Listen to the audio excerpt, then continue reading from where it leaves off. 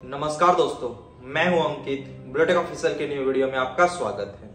आज की वीडियो में हम लोग समझने का कोशिश करेंगे कि हमारे लिए किस तरह से मेक इन इंडिया थीम के अंदर एक नॉर्मल ट्रांजैक्शन करना कितना आसान हो गया। वो यूपीआई के सहायता से, चाहे हम लोग बोल सकते मोबाइल बैंकिंग के सहायता से, या तो फिर हम लोग बोल सकते कि जो भी एनपीसीआई के अंदर जो हमें फैसिलिटी प्रोवाइड किया जाता है उसके तहत हम आज के टाइम मल्टीपल ट्रांजैक्शन या तो फिर नंबर ऑफ ट्रांजैक्शन हमारे पास 20 से 30 के आसपास रहता है और हम लोग एक दिन में लगभग 2 से 3 लाख नॉर्मल ट्रांजैक्शन कर सकते हैं। और उस ट्रांजैक्शन का या उस नंबर ऑफ ट्रांजैक्शन का आज के टाइम सब मिसबिहेव के तरह से ट्रांजैक्शन कर रहे, या तो फिर एक नॉर्मल अपना साइबर कैफे या तो फिर एक नॉर्मल शॉप खोल करके सबसे कैश लेकर के उसको यूपीआई ट्रांजैक्शन करते हैं। लेकिन उन सभी को नहीं पता है कि आपके यूपीआई ट्रांजैक्शन पे या तो फिर आपके लिमिट के अक्रॉस होने के बाद आप पे कितना परेशानी हो सकता है इनकम टैक्स डिपार्टमेंट की तरफ से, इसके अलावा जीएसटी डिपार्टमेंट से।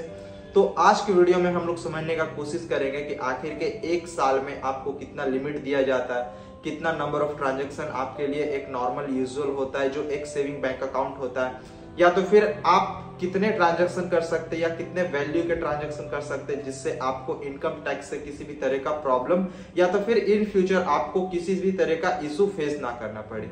तो आज की वीडियो में हम लोग डिटेल में समझने का कोशिश करेंगे इसी टॉपिक पे। आप सभी को पता होगा कि आज के टाइम इंडिया में किसी भी पर्सन टू पर्सन को या तो फिर पर्सन टू मर्चेंट को पैसा पेमेंट करना या तो फिर ट्रांसफर करना कितना आसान हो गया यूपीआई के सहायता से। और आज के टाइम या हम लोग बोल सकते हैं आज लगभग हम लोग हर जगह देखते हैं, गली मोहल्ले नुक्कड़ या तो फिर metro retro tier 1 tier 2 city में हर जगह आपको साइबर कैफे देखने को मिलता है। इसके अलावे आजकल फोन पे और पेटीएम की तरफ से ये भी देखने को मिलता है कि वहां पे एटीएम का फैसिलिटी दिया जाता है। आप अपने पेटीएम या तो फिर आप अपने फोन पे एप्लीकेशन में देखेंगे तब तो वहां पे क्या होता है कि दुकानदार या तो फिर जो साइबर कैफे वाले वो पैसा को कैश लेते हैं और उसपे हम लोगों को 1000 का 10, 2000 का 20 या तो फिर पैसा विड्रॉवल में भी 1000 का 10 ऐसे पे करके वो सर्विस प्रोवाइड करते हैं।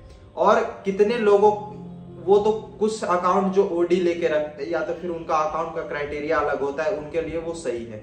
लेकिन जो एक पर्सन के पास जो नॉर्मल सेविंग बैंक अकाउंट है और वो भी ये फैसिलिटी या तो फिर ये सर्विस प्रोवाइड करते हैं कुछ पैसों के लिए, उनको आने वाले टाइम में या तो फिर एक नॉर्मल लिमिट से ज्यादा होने के बाद उनको एक जीएसटी का प्रॉब्लम आ सकता है या तो फिर इनकम टैक्स रिटर्न फाइल का भी प्रॉब्लम उनको देखने को मिल सकता है। तो फर्स्ट ऑफ ऑल अगर हम लोग बोले किसी एक नॉर्मल सेविंग बैंक अकाउंट में नंबर ऑफ ट्रांजैक्शन तो आप सभी को पता है कि लगभग 20 से 30 के आसपास दिया जाता है।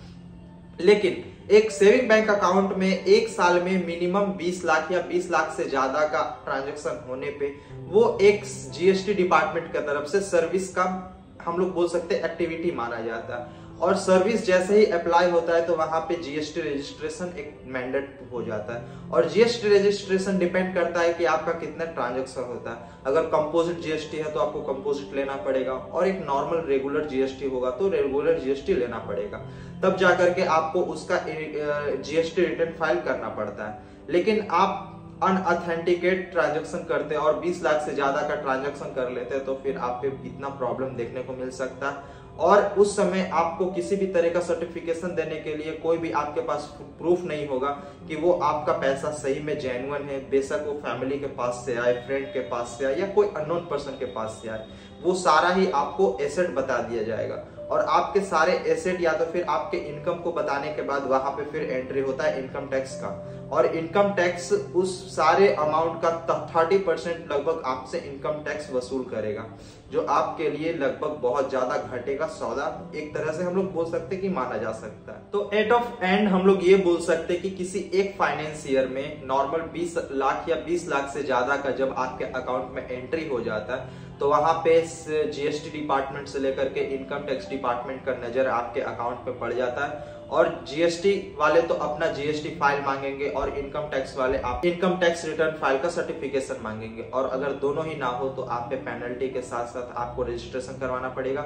इसके अलावा आईटीआर फाइल करना पड़ेगा और वहां पे आपको बहुत ही हैवी हम लोग बोल सकते हैं कि आपको टैक्स पे करना पड़ सकता है। तो मैं आशा करता हूं कि आपको समझ में आया होगा कि किस तरह से आप अपने यूपीआई से या अपने सेविंग अकाउंट से कितना वैल्यू का ट्रांजैक्शन करने पे आपको प्रॉब्लम फेस करने को मिल सकता है, या तो फिर आप अगर ऐसा एक्टिविटी करते हैं तो आप भी इस चीज को देख करके अपने आप को सतर्क कर ले, या तो फिर अनऑथेंटिकेट ट्रांजैक्शन बिल्कुल ही ना करें। यूपीआई नॉर्मल एक अपने वर्क के लिए दिया गया है, ना ही कोई सर्विस के लिए प्रोवाइड करने के लिए आपको ये फैसिलिटी दिया गया है। मैं आशा करता हूं कि आपको ये वीडियो इन्फॉर्मेटिव लगा होगा। अगर मेरा वीडियो इन्फॉर्मेटिव लगा तो प्लीज वीडियो को लाइक कीजिए, कमेंट कीजिए, शेयर कीजिए। साथ ही मेरे ब्लूटेक ऑफिशियल चैनल को सब्सक्राइब करके बेल आइकन को प्रेस कर ले, ताकि मैं कोई भी नई वीडियो अपलोड करूं तो उसका नोटिफिकेशन सबसे पहले आपको मिले। मिलते हैं अगले वीडियो में, जब तक के लिए जय हिंद, वंदे मातरम।